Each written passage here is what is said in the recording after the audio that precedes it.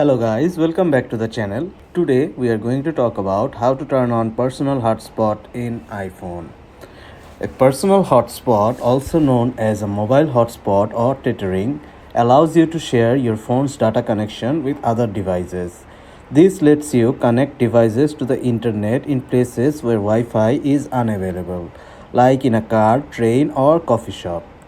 A personal hotspot converts your phone's 3G, 4G, or 5G signal into a Wi Fi signal. The hotspot creates a Wi Fi network that other devices can connect to. And lastly, the hotspot can be used within a certain range of the device, usually about 10 meters or 32 feet. Now, let's see how we're gonna turn on personal hotspot on iPhone.